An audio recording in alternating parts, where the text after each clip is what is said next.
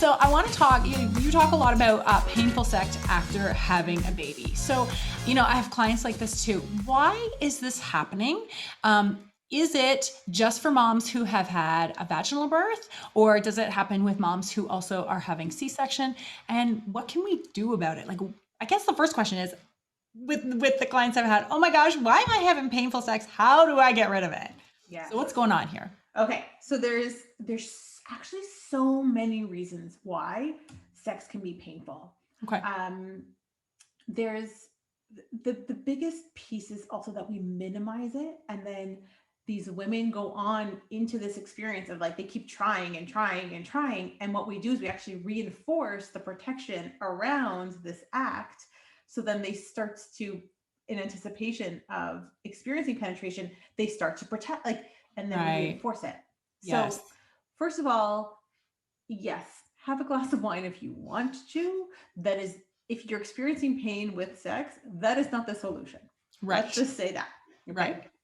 Now, postpartum specifically, and if you are, if for people who are breast or chest feeding, there's actually a massive dip in estrogen that happens. We consider it a mini menopause around that time. Okay.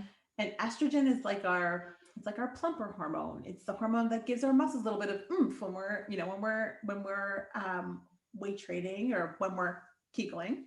Right. And it also helps to lubricate our vaginas when we're aroused. Mm-hmm. So what women find around menopause, and also even if they're pumping or they're, or their breast or chest feeding, is they start to notice, the clients of mine are calling it like the Sahara Desert. It's a what? The Sahara Desert is Oh. what I said. Yeah. Yes, that's what I said. And because we don't lubricate in the same way, even though like they might be aroused, they're not lubricating. And so there's actual chafing that happens. Right. The tissue in and around the vagina is like your hands in the winter, like when they start to crack, it makes you more prone to yeast infections and UTIs and that kind of stuff. Right. And so we're finding a lot more that more GPs or gynecologists are actually prescribing topical estrogen. Okay. For during that period, or for people who are experiencing or going through menopause or perimenopause. Okay. So that, so then it's not, the baby isn't affected, but that tissue itself, which is now drier, can actually benefit from that topical estrogen. Right. We have topical moisturizers Right. that you can use, which are different than lube. Yeah. But we also recommend lube. Okay. Okay.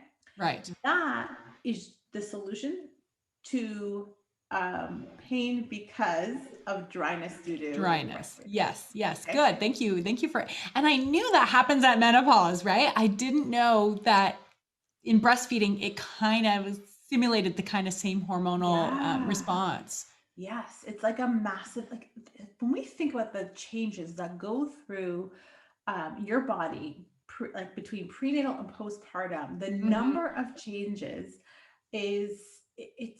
it's miraculous. Yes, but it is. But it's not always easy. So we need Right. support, right? Yeah. Another cause of painful sex is for people who have delivered vaginally, or people who had emergency C-sections after attempting, after laboring for a long time, is the fact that, our pelvic floor, our bodies, they're made to birth. They are. It doesn't mean it's any less traumatic for our body. We don't have to recover. If the last thing that you went through was having a full human pass through your vaginal canal, your unconscious, even though that was safe, our unconscious brain still goes into protection. Our unconscious mind is like, something dangerous happened there. We need to protect. And similar to the discussion that we had around constipation, that means we're gonna send signals to contract, right? And also, our danger signal in our body is pain. Pain is your brain's way of saying Is there something dangerous there? Yes. Then we experience pain. Right. So there's a real remapping of safety that has to happen in and around your vulva and your vagina.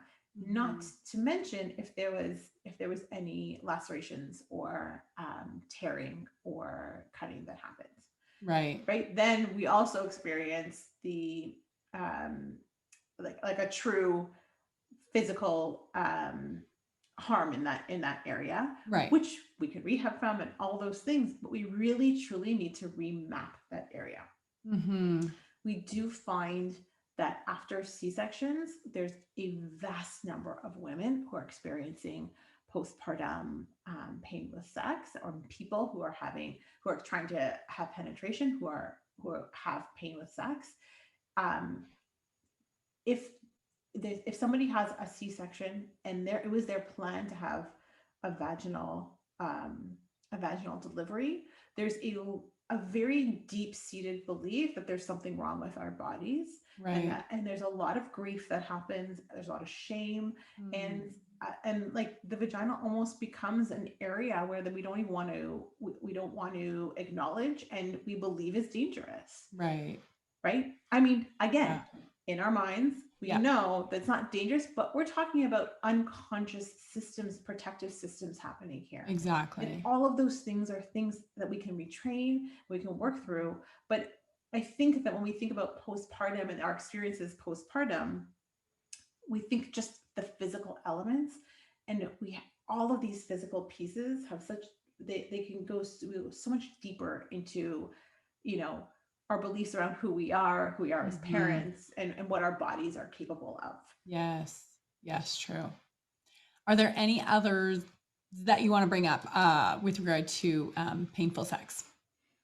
I mean, there's a history of trauma. Right. There's actual there are sometimes reasons where, like, people who have had fibroids or endometriosis or a whole bunch of other, there's Okay. other physical conditions where that cause pelvic pain, Got you. and then result in painful sex and painful penetration. Right. Right. Um, and all of those are addressed in at the same, like, biopsychosocial perspective. We address the person, we address who they are, their relationships, their physical body, their beliefs, and all of those pieces result in a management of pain. I like how you say that. And it's true because a lot of my clients or even friends that I have, we don't think about that biopsychosocial. We're just like, okay, give me some exercise, do whatever you need to do down Yeah. there, and let me be on my way. Yeah, But just get it you, done, right? you just dig and ask all these pertinent questions that were like, what's that got to do with anything? I can just imagine my mom being like that. What's that got to do with anything? Like, don't you know? But it's true, and we don't necessarily think about those Yeah, things. we're so complex, right? Yeah.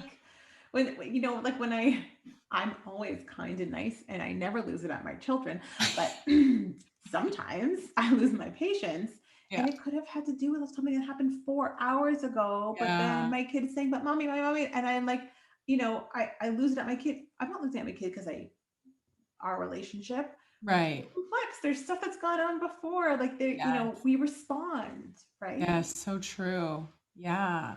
For myself, I remember having a friend at work, and we were just talking about sex after baby, and she's like, "Oh yeah, I had sex after like 5 days." I'm like, "What?" I was like, "Oh, I waited 6 months, 6 months." Yeah, and that's very common. And not because I had pain. I was just like, it was everything. New mom, breastfeeding. I'm on all the time. Don't touch me down there. Like, just give it a rest, right? Yeah, like your Until, sense of self is like, and that's a huge piece to this as well. Is that I think that a lot of our clients, they feel compelled to be sexual at a time when they don't feel sexual. yes. Yeah, very true. Thank you for that. And Hannah, we'll wrap up here. Hannah, can you tell everybody where they can find you? Yes, I can. You can follow me at Hannah Ross PT on Instagram. You can follow my clinic, Vital Physiotherapy and Wellness, on Instagram, and you can find out more about pelvic health physio, what we do, at vitalphysiotherapy.com. And last question, do you only see, because I know you're doing a lot more online now, are you able to see Canadians, all over every single province and territory? So within Canada, there's now changed some of the rules where you can get a license to see people interprovincially. Right. We are licensed throughout all of Ontario, Okay. and we've had a number of clients who want to see us in other provinces, and so we just get in touch with their regulating college and of that province, and it's pretty easy to get. They recognize within the different provinces. Okay, so I guess what I'm asking is, do you see other people in the US or any other country, or just Canada? Just primarily Ontario and Canada. And in the US, it's complicated. Every single state has its own rules. So some will allow people who are regulated outside of the state to provide therapy within the state. And similar with other countries, some will and some won't. Gotcha. If anybody's interested, get in touch with me, and we can do some research. We are doing so much research on all these points. It's fascinating. I'm sure, because as I said, I have a lot of American clients. I'm like, yeah, I got some people you could reach out. So hoping that, you could work virtually in some capacity. So Love it. I love it. Awesome. Yeah, we can consult. Thank you. Thank you so much for joining us today. Thanks for having me.